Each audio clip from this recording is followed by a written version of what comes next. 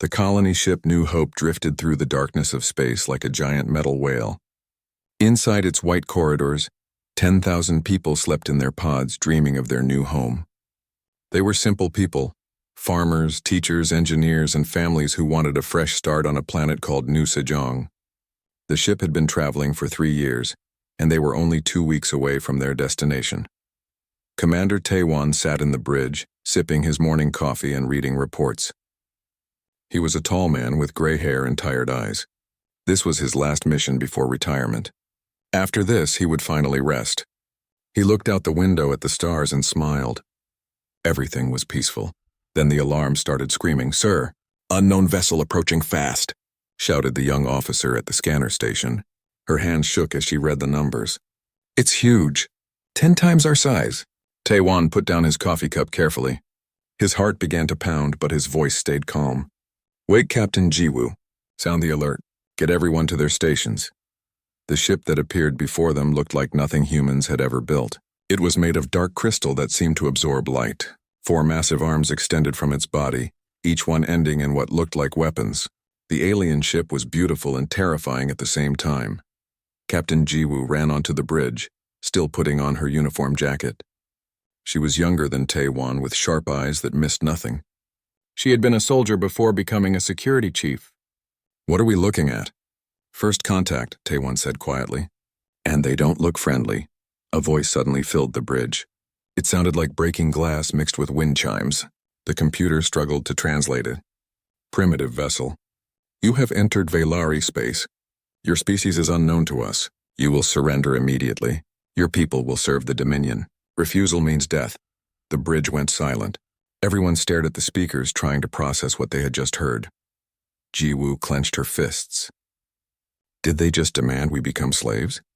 "That's what it sounds like," Taewon replied. He activated the communication system. "This is Commander Taewon of the human colony ship New Hope. We mean no harm. We didn't know this space belonged to anyone. We're just trying to reach our colony world. Please let us pass peacefully." The alien voice laughed. It was a horrible sound. "Humans, we will remember this name when we chain your worlds. You have 1 of your hours to surrender. If you resist, we will destroy your ship and hunt down your homeworld. The Velari Dominion has never been defeated. Do not be foolish." The communication cut off. Taewon looked at Jiwoo. "Options? We can't fight that thing," Jiwoo said, studying the alien ship on the screen. "Our ship has mining equipment and basic defense weapons. That's a warship. But if we surrender..." She didn't finish the sentence. Everyone knew what happened to slaves.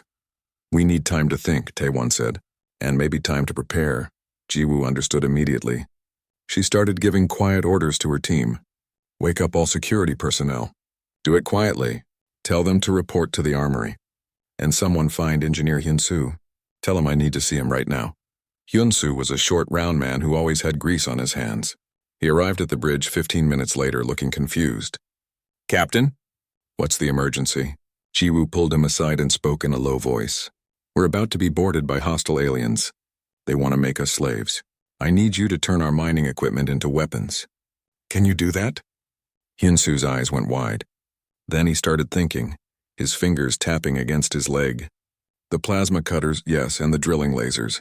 The cargo loaders could be modified to..." Yes, I can do it. But I need time." "You have 45 minutes, Jiwoo said. "Use every engineer on this ship. I don't care if it's pretty or safe. Just make it work." While Hyun-soo ran off to start his work, Taewon continued talking to the aliens. He asked questions, he begged, he tried to negotiate. He was buying time. The Velari seemed amused by his efforts. They enjoyed watching him beg. All over the ship, people were waking up. Parents held their children. Old people prayed. But the young and strong were gathering weapons. Jiwoo moved through the ship like a ghost, organizing them into groups. She used her military training to turn farmers and teachers into soldiers. "Listen to me," she told each group. "These aliens think we're weak. They think we'll just give up. But humans don't work that way.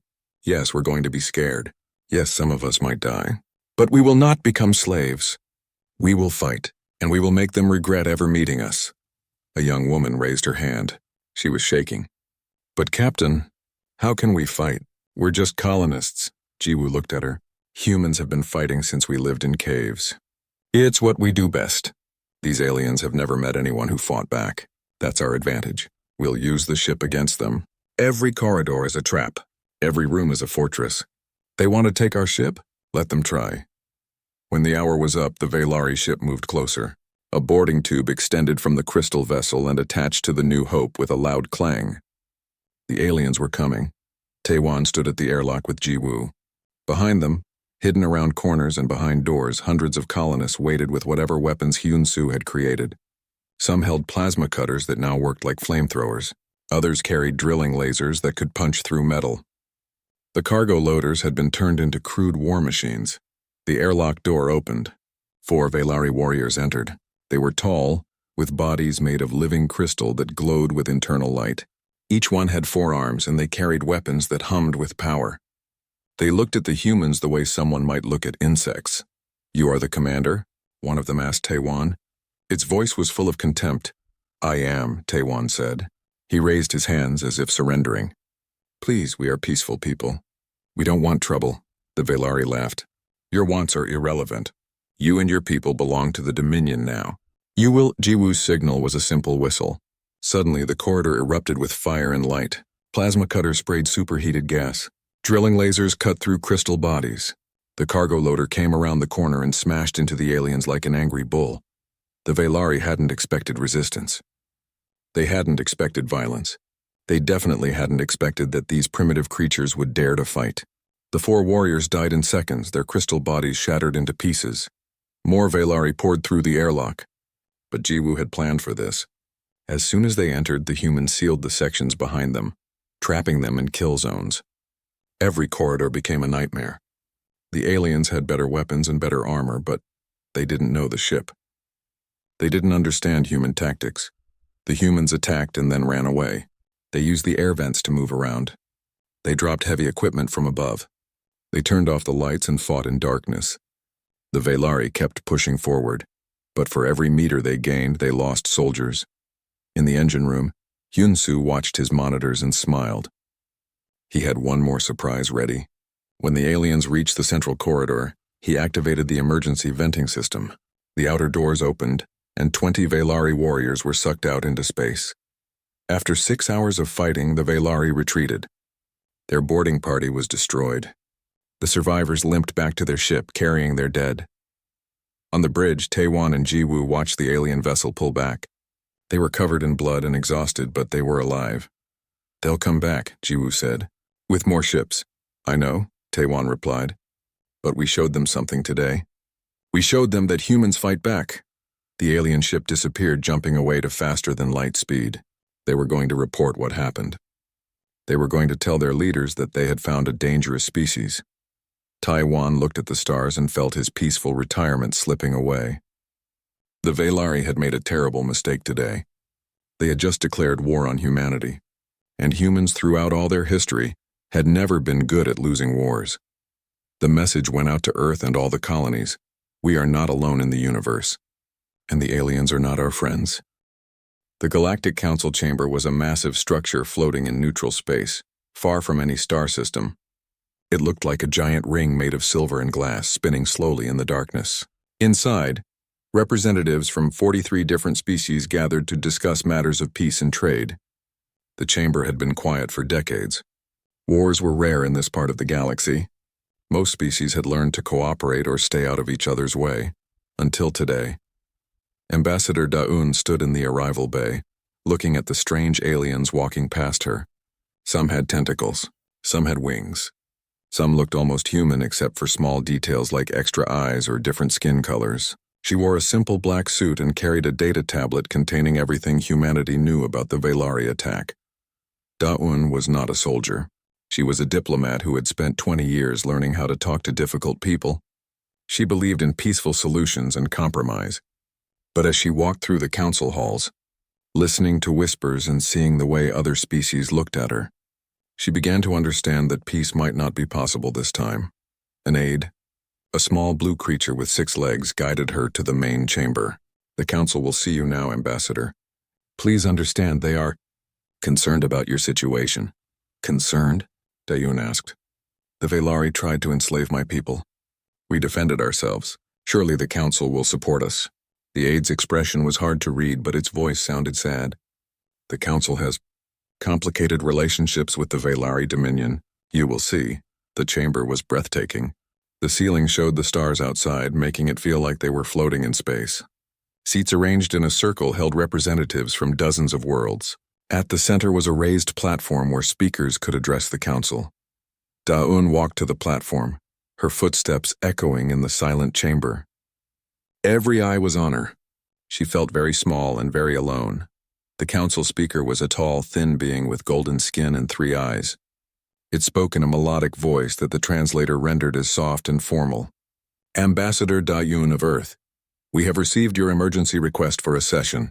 The council recognizes the human species and grants you the right to speak. Please explain your situation. Daun activated her tablet, and a hologram appeared above her showing the attack on the New Hope.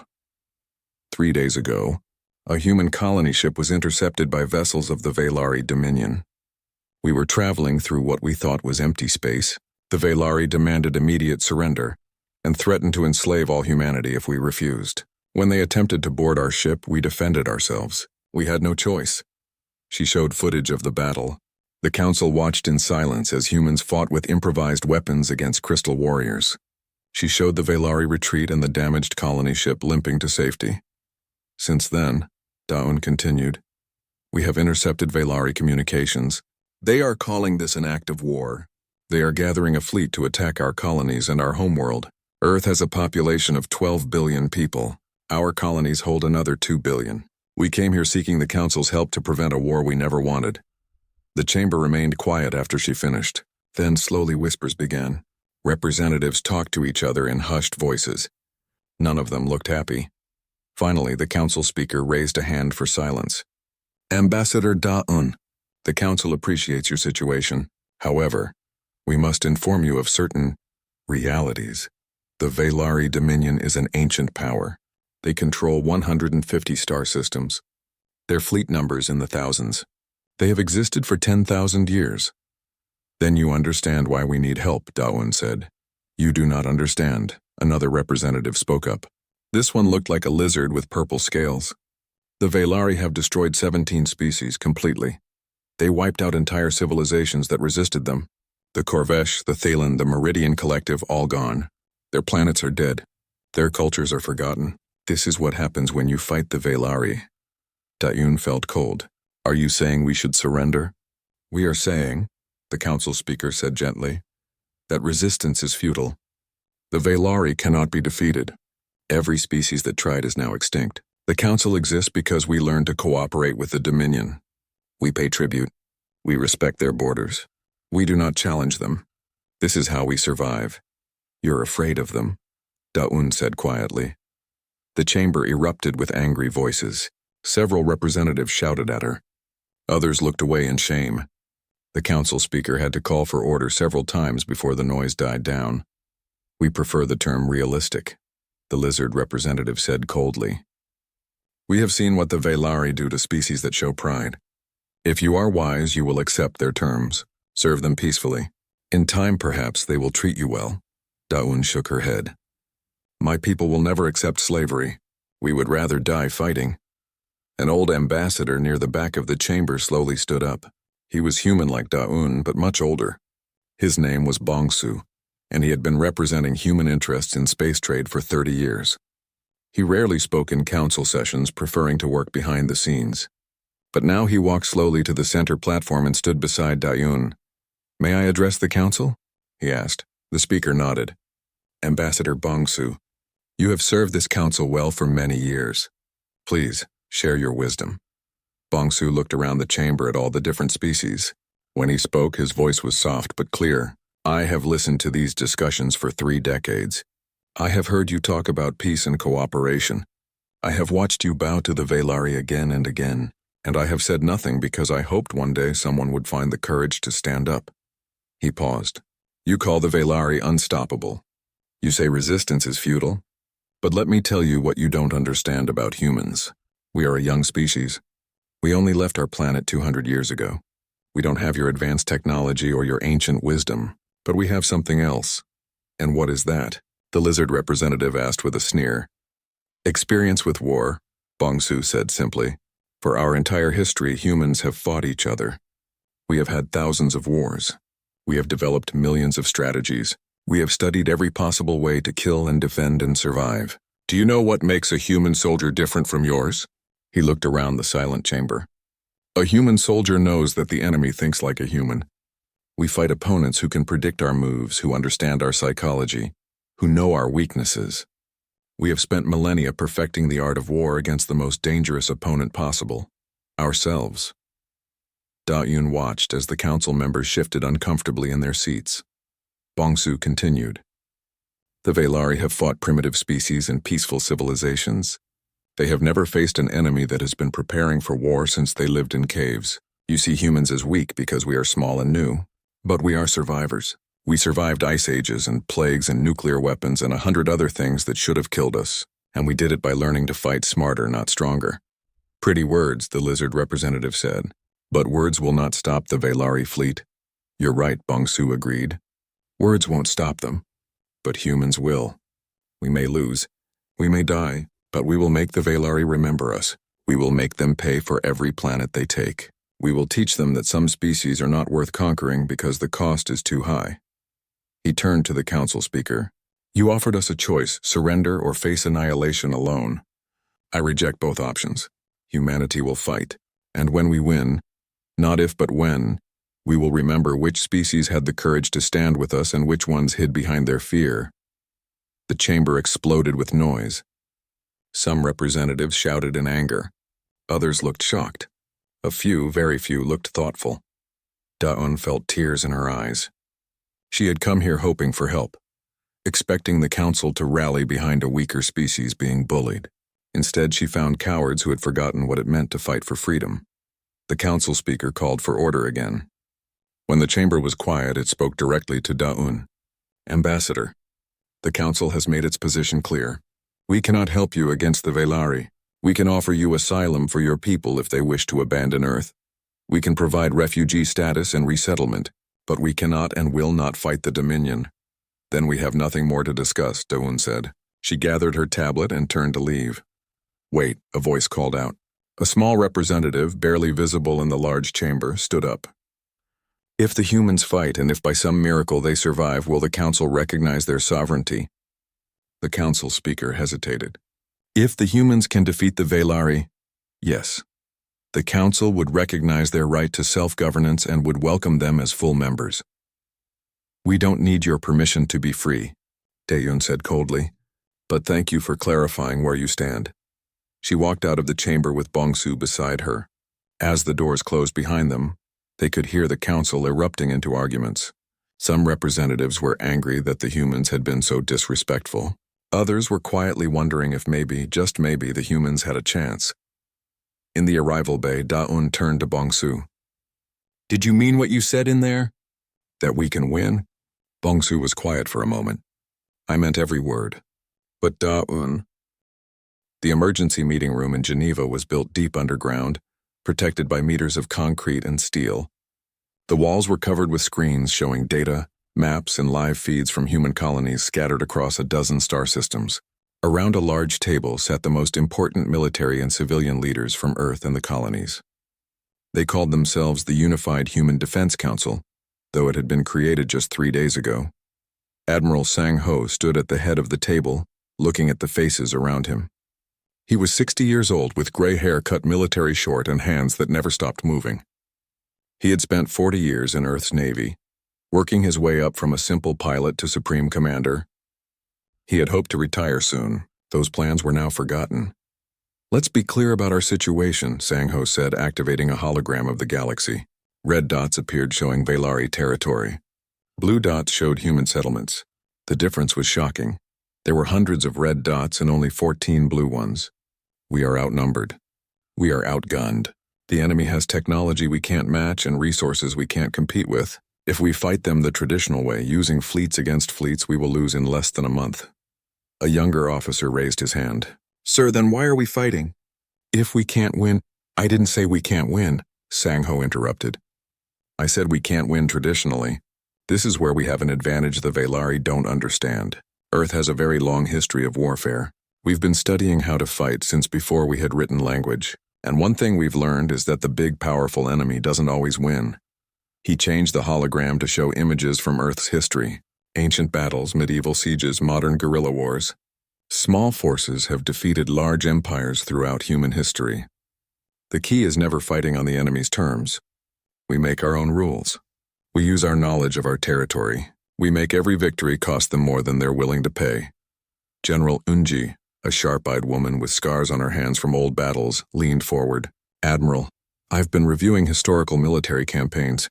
I recommend we adopt a strategy of aggressive defense combined with asymmetric warfare. Simply put, we don't defend fixed positions. We make the enemy come to us, and when they do, we make them suffer. Explain, Sang-Ho said. Yunji stood and walked to the hologram. The Velari expect us to defend our colonies like fortresses. They'll bring overwhelming force and crush us. Instead, we evacuate civilians from the outer colonies. We leave behind volunteer militia groups with knowledge of local terrain. When the Velari arrive, they find empty cities rigged with traps and explosives. They take control of worthless planets while our militia bleeds them dry. A colony governor looked horrified. You want us to abandon our homes? I want you to keep your families alive, Yunji said firmly. Buildings can be rebuilt. Land can be reclaimed. But if you stay and fight conventionally, everyone dies. This way, some of you survive and the enemy gains nothing but problems. Another counselor spoke up. This sounds like guerrilla warfare. Hit-and-run attacks, sabotage. Exactly, Yunji confirmed. The Velari have fought 17 species. All of them tried to meet the Velari in open battle. All of them died. We're going to do something different. We're going to make them hate every planet they take. We're going to make victory taste like defeat. Sang-Ho nodded. The general's plan has merit, but we need more than just ground tactics. We need a way to hurt their fleet. Any ideas? A scientist named Young-hee, who looked too young to be in this meeting, cleared her throat nervously. Admiral? I might have something. It's not perfect, but it could work. Everyone turned to look at her. Young-hee was only 35 years old, but she had designed half of humanity's current space infrastructure. She was uncomfortable with all the attention, but continued speaking. The Velari have better weapons and faster ships, she said. We can't build anything to match them in time. But we don't need to. We have something they don't. Asteroid mining drones. Thousands of them. They're autonomous, cheap to make, and we can produce them fast. Mining drones? Someone asked skeptically. What good are those in a war? Young-hee brought up her own hologram showing small, simple machines. These drones are designed to break apart asteroids and bring back valuable materials. They have basic AI, can move on their own, and are equipped with drilling and cutting tools. Now imagine we modify them slightly, add explosive charges, improve their targeting systems, and program them to attack ships instead of rocks. Sang-Ho's eyes lit up. Drone swarms. Exactly, Young-hee said, getting more excited. One drone is nothing, but 1,000 drones attacking at once? The Velari would have to destroy every single one. And while they're doing that, they're not shooting at our real ships. We could use the drones as shields, as weapons, as distractions. And if they destroy them, we just build more. They're cheap enough that losing 1,000 drones costs us less than losing one crewed ship. General Yunji was nodding. This works with my strategy. We don't need to win battles. We need to make battles expensive. Every drone that damages a Velari ship is a victory. Every minute they waste fighting machines instead of our people is time we use to prepare. How fast can you produce these modified drones? Sang-Ho asked Young-hee. She did quick calculations on her tablet. If we convert all our mining facilities and use our current stockpiles, maybe 20,000 drones in 2 months, 50,000 in 4 months. After that, it depends on raw materials. Do it, Sang-Ho ordered. Convert everything. I want every factory in human space building these drones. Make them simple. Make them fast. Make them deadly. Young-hee nodded and immediately started messaging her team. The meeting continued for hours. They discussed evacuation plans, supply lines, communication protocols, and training programs. They talked about which colonies to defend and which to abandon. Every decision was difficult. Every choice meant some people would die so others could live. Finally, as the meeting was ending, a quiet officer in the corner spoke up. His name was Jae-hyun, and he was a specialist in unconventional warfare. Admiral, I have one more suggestion. It's going to sound extreme. Everything about this situation is extreme. Sang-ho said. What's your idea? Jae-hyun stood. He was a thin man with dark eyes that had seen too much. We need to change how our people think. Right now, they're scared. They're thinking about survival. That's good for evacuations, but bad for fighting. We need to make them angry. Angry? Hyunji asked. The Velari think we're primitives who will bow down or die quickly, Jae-hyun explained. They don't respect us. They don't fear us. We need to change that. Every human, from Earth to the furthest colony, needs to understand that this isn't just about survival. This is about showing the galaxy that humans are not prey. We're predators. Sang-ho understood. You want to weaponize our culture? Yes, sir. Every piece of media, every broadcast, every message should reinforce the same idea. Humans fight back. Humans never surrender. Humans make their enemies regret attacking them. We turn the war into a story about underdogs who refuse to lose. People will fight harder when they believe they're part of something bigger than themselves. A counselor looked uncomfortable. That sounds like propaganda. It is propaganda, Jae-hyun agreed. But it's also the truth. We are fighting for our survival. We are refusing to surrender. And we will make the Velari regret this war. We just need everyone to believe it. Sang-ho thought about this for a moment, then nodded. Approved. Work with the civilian communications teams. But keep it honest, no lies. People need to know the truth about the costs. They'll fight harder if they trust us. As the meeting finally ended and people started to leave, General Yoonji approached Sang-ho privately. Do you really think we can win this? Sang-ho looked at the map of human space on the wall. So small, so vulnerable. I think we can make the Velari wish they never found us. And maybe, if we're very lucky and very smart, we can hurt them badly enough that they give up. But honestly, I don't know. No one's ever tried to fight the Velari and lived to tell about it. So we're the experiment, Yoonji said. We're the experiment, Sang-ho agreed. Let's make sure it's an experiment they remember. Over the next weeks, human space transformed. On Earth, factories that made civilian products were converted to military production. Schools became training centers. Parks became staging grounds for evacuees from the outer colonies. On the colonies, people made hard choices. Some stayed to join militia groups, learning to fight in the mountains and forests of their worlds. Others packed everything they could carry and boarded ships heading to safer locations. Families were split apart. Lovers said goodbye. Old people volunteered to stay behind so young people could escape. Young-hee worked 18-hour days designing and testing the drone swarms. She barely slept. Every time she closed her eyes, she saw the numbers. How many drones were needed? How many ships they could save? How many lives depended on her work? General Yoonji traveled to each colony, training militia leaders in guerrilla tactics. She taught them how to set traps, how to ambush convoys, how to disappear and strike again. She looked into the eyes of farmers and teachers and shopkeepers who were about to become soldiers, and she made them believe they could win. The Velari fleet arrived at the human colony of Daehan like a dark storm. 300 crystal warships appeared in orbit, blotting out the stars. Their commander, war leader Kreth, stood on his flagship's bridge and looked down at the planet below. It was a green world with blue oceans very similar to Earth. About 500,000 humans lived here, farming and mining. Kreth's 4 arms gestured commands to his crew. He had destroyed civilizations before. This would be no different. Begin the bombardment. Target the cities first. Leave no structure standing. When they beg for mercy, we will discuss terms. The first missiles fell toward Daehan, but when they hit the cities, something strange happened. The missiles exploded, but there were no buildings to destroy. The cities were empty. Just shells with no one inside. What is this? Kreth demanded. Where are the humans? His scanner officer examined the readings. The settlements are abandoned, war leader. They appear to have evacuated weeks ago, but I'm detecting power sources in the mountains and forests. And movement. Lots of movement. Kreth felt something he hadn't felt in a long time, confusion. Why would they abandon their cities but stay on the planet? Send down landing teams. Search the mountains. Find these humans and bring them to me in chains. The first Velari troops landed in the foothills near what had been Daehan's capital city. 200 crystal warriors marched through the forest in perfect formation, their weapons ready.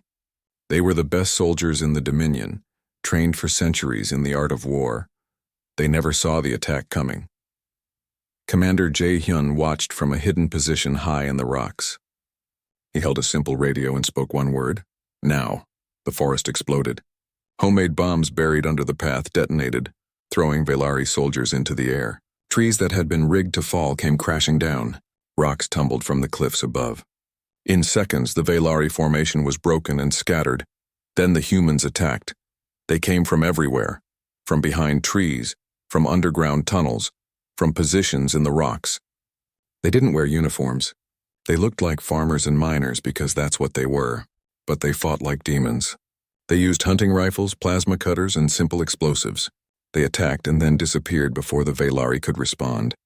The Velari tried to regroup, but the forest was against them. Every tree could hide an enemy. Every rock could conceal a bomb. The humans knew this land. They had grown up here, hunted here, played here as children. The Velari were strangers in a hostile world. By nightfall, half the Velari landing force was dead or wounded. The survivors retreated to their landing ships, terrified and confused. They had never fought an enemy like this before. Kreth was furious. How is this possible? They are primitives. We have superior weapons and armor. Why are we losing? His tactical officer had no good answer. The humans refuse to fight properly, war leader. They don't form battle lines. They don't hold territory. They strike and vanish. Our sensors can barely track them. It's like fighting ghosts. Then we will burn the ghosts away, Kreth snarled. Bombard the forests from orbit. Destroy everything. If the humans want to hide in the wilderness, we will turn their planet into ashes. The Velari ships began firing energy beams from space, burning huge sections of forest. Cities that were already empty were reduced to glass. Rivers boiled away. Mountains were turned to slag. It was terrible destruction, and it should have broken the humans' will to fight. Instead, it made them angrier. Jae-hyun gathered his remaining fighters in a deep cave system that protected them from orbital fire. There were only 400 of them left, dirty and tired and many wounded, but their eyes burned with rage. They're killing our planet, a young woman said. She was crying. Everything we built. Everything beautiful. They're destroying it all. Then we make them pay, Jae-hyun said simply. Every shot they fire costs them money and energy. Every ship that stays in orbit is a ship that's not attacking Earth. We're buying time for our families, for our species. And we're teaching the Velari that conquering human worlds costs more than they ever imagined. The fighters nodded. They were ready to keep going. Meanwhile, on another human colony called Baekdu, a different kind of battle was happening. This world had only been settled for 5 years and it had no real cities yet. Just small towns and research stations. The Velari expected an even easier victory here. They didn't know about Minseo. Minseo was an engineer who had been working on communication systems when the war started. She was small and quiet, the kind of person who preferred computers to people, but she had a gift for understanding technology. Any technology. When the Velari first attacked Baekdu, one of their small scout ships crashed after being hit by defensive fire. Minseo was part of the team that reached the crash site first. While others secured the area, she studied the alien technology with fascination. This is incredible, she whispered, pulling apart a communication panel. Their systems are advanced, but they're not that different from ours, just more efficient. And look at this, they use quantum encryption, but the keys rotate on a predictable pattern. If I can... She worked for 3 days straight, barely eating or sleeping. The other humans thought she was wasting time. They needed to prepare defenses, not study broken machines. But Minseo ignored them. She knew she was close to something important. Finally, she succeeded. She managed to hack into the Velari communication network. Suddenly, humans could hear everything the Velari were saying. They knew when attacks were coming. They knew where the enemy was going. They could hear the Velari commanders arguing and planning. But Minseo didn't stop there. If she could listen to their communications, maybe she could also send false information. She started small, sending fake reports that made Velari units think they were needed in different locations. Enemy troops would march to one side of the planet to respond to an attack that never happened, while humans hit real targets on the other side. Then she got bolder. She sent messages that made Velari units think other units were traitors. She created false victory reports that made commanders overconfident. She even managed to change tactical data, so Velari sensors showed human positions in the wrong places. The Velari fleet in orbit around Baekdu descended into chaos. Units stopped trusting each other. Commanders questioned their orders. Supply convoys went to wrong coordinates. Nothing worked the way it should. Back on his flagship, Kreth received reports from both Dahan and Bekdu. Neither planet was secured. His forces were taking heavy casualties. Worst of all, he had no idea how many humans were actually fighting. Sometimes it seemed like thousands. Sometimes it seemed like dozens. The humans were impossible to count because they never stayed in one place. This doesn't make sense, Kreth said to his officers. We have better weapons. We have better ships. We have more soldiers. Why are we not winning? His tactical officer studied the reports and said something that chilled Kreth to his crystal bones. War leader, I believe we are fighting their war, not ours. They are not trying to defeat us in battle. They are trying to make conquest too expensive. Every day we stay here, we lose ships, soldiers, and resources. Meanwhile, they lose nothing but empty buildings and expendable volunteers. Kreth understood. The humans were not trying to win. They were trying to make the Velari lose. It was a strategy the Dominion had never encountered before. Then we will break their spirits, Kreth decided. Increase the orbital bombardment. If they want to play guerrilla games, we will leave them no ground to hide on. Burn everything. The Velari intensified their attacks. Whole continents on Dahan were scorched from space. On Bekdu, the forests were turned to ash. It was genocide, plain and simple. The Velari were trying to kill the planets themselves. In his cave on Dahan, Jae-hun listened to reports from other resistance cells. So many were dead. So much was destroyed. But the survivors kept fighting. Every day they found new ways to hurt the enemy. Ambushes, sabotage, raids on supply depots. The Velari were winning the big picture but losing every small engagement. Jae-hyun sent a message to Earth, to Admiral Sang-ho. The message was simple. We are still here. We are still fighting. Send help if you can. If you can't, we understand. Tell our families we love them. Tell Earth we bought you time. Make it worth it. Sang-ho received the message in his command center. He read it 3 times, feeling the weight of every word. These people were dying to buy Earth more time to prepare. They were sacrificing themselves so humanity could survive. Send back a message, Sang-ho ordered. Tell them help is coming. Tell them to hold on. Tell them they are heroes. But Sang-ho knew the truth. He had no help to send. Every ship, every weapon, every soldier was needed to defend Earth and the core colonies. Dahan and Bekdu were lost. The people there knew it. They were fighting a battle they couldn't win, so others would have a chance. On the Velari flagship, Kreth finally received authorization to use the most extreme measures. We are authorized to glass these planets if necessary, his superior told him through the communication system. The Dominion cannot afford to look weak. And this, Kreth looked at his casualty reports. 3,000 soldiers dead in just 2 months. Dozens of ships damaged. Resources depleted. And the humans still fought. It should have been over in days, but it dragged on and on. Admiral Sang-ho stood on the bridge of the Indomitable, humanity's largest warship. Around him, 300 human vessels moved through space in perfect formation. It was the biggest fleet humanity had ever assembled. Every combat ship, every converted cargo vessel with weapons bolted on, every volunteer crew that could fly. It was still tiny compared to the Velari Armada. Status report, Sang-ho ordered. His tactical officer, a young man named Taiman, read from his display.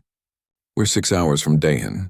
Enemy fleet consists of approximately 300 capital ships plus support vessels. Our forces number 312 ships, but most of ours are smaller. Estimated combat effectiveness ratio is 5 to 1 in their favor. So we're outgunned, Sang-ho said calmly. Significantly. Sir? Good. They'll be overconfident. Sang-ho activated the fleet-wide communication channel. All ships, this is Admiral Sang-ho. You know what we're facing? The Velari think they've already won. They think we're primitives who got lucky once. Today we teach them that humans are not primitives. We're survivors. We're innovators. And most importantly, we never fight fair. Operation Ghost Fleet is now active. Young-hee, deploy the swarms. On 30 different cargo ships throughout the fleet, massive bay doors opened. What poured out looked like a cloud of metal insects. 20,000 mining drones, each one modified with explosives and new programming. They spread out around the human fleet like a protective swarm, moving in patterns that looked random but were actually carefully calculated. Young-hee watched from her station on the Indomitable. She had barely slept in 3 months designing and building these drones. Now she would see if they worked. Her hands shook as she monitored their systems. Drones deployed successfully, she reported, all units responding to control signals. Swarm formation holding steady, Sang-Ho nodded. Excellent. Now comes the hard part, making the enemy think we're more dangerous than we are. The Velari fleet detected the human approach and moved to intercept. War leader Kreeth studied his sensors and felt satisfaction. The humans had finally come to fight properly, fleet against fleet. This was how wars should be fought. No more guerrilla nonsense, just honest combat between armadas. They have brought their entire fleet, Kreeth observed. Foolish. We will destroy them in one battle and end this war. His tactical officer pointed at the sensor readings. War leader, I'm detecting unusual objects around the human ships. Thousands of them. Small craft, possibly fighters or missiles. Ignore them, Kreeth ordered. Tiny vessels cannot harm our ships. Focus all fire on their capital ships. We will cut the head from the snake. The two fleets met in the space between Dihan and its outer moon. The Velari opened fire first, their energy weapons lighting up the darkness. Human ships scattered, breaking formation in ways that looked panicked but were actually planned. Then the drones attacked. They came in waves, thousands of small machines moving faster than Velari targeting systems could track. The crystal ships tried to shoot them down, but there were too many. For every drone destroyed, 10 more got through. They crashed into shields, detonated against hulls, and swarmed around weapon systems. Individual drones did little damage, but 100 drones hitting the same spot could breach even Velari armor. And there were 20,000 drones. Sang-Ho watched the battle unfold with cold calculation. Hey one, take your squadron and hit their left flank. Use the drones as cover. Fighter pilot Hei-Wan was 28 years old and had been flying combat simulations since she was 12. But this was her first real battle, and her heart pounded so hard she thought it might break her ribs. Understood, Admiral. Ghost Squadron, follow me in. She led 15 small fighters toward the enemy fleet. The Velari ships were huge and intimidating, their crystal hulls reflecting starlight like deadly jewels. But Hei-Wan didn't let fear control her. She had trained for this. Remember your training, she told her squadron over the comm. We're not here to win dogfights. We're here to be annoying, hit and run, make them waste ammunition on us. Every shot they fire at us is a shot they're not firing at the capital ships. Ghost Squadron dove into the battle, weaving between the drone swarms. The Velari tried to target them, but the drones made it nearly impossible. Sensors couldn't tell the difference between a fighter and 100 drones until it was too late. Hei-Wan fired her missiles at a Velari cruiser's weapon ports, then immediately broke away. The cruiser tried to follow her with its guns, but drones swarmed its sensors. By the time it cleared them away, she was gone. On the Indomitable, Sang-Ho saw his strategy working. The Velari were superior in every way, but they were fighting blind. The drones disrupted their sensors, blocked their targeting, and forced them to waste energy on threats that didn't matter. Meanwhile, human ships picked their shots carefully, targeting weak points and damaged sections. This is working, Taman said with surprise in his voice. We're actually holding them off. Don't celebrate yet, Sang-Ho warned. We're not trying to win this fight. We're buying time for Phase 2. While the main battle raged, a small team was executing the most important part of the plan. Su Jin was an infiltration specialist who had spent years learning how computer systems worked. She was on a stealth ship approaching a damaged Velari destroyer that had fallen behind the main fleet. Target acquired, Su Jin reported. Beginning boarding action. Her team, just 6 people, attached their ship to the crippled destroyer and cut through the hull. They moved through the alien vessel quickly, encountering minimal resistance. Most of the crew had abandoned ship. Su Jin found what she was looking for, the ship's central computer core. She connected her equipment and began working. Her fingers flew across her keyboard, breaking through Velari security systems that should have taken weeks to crack.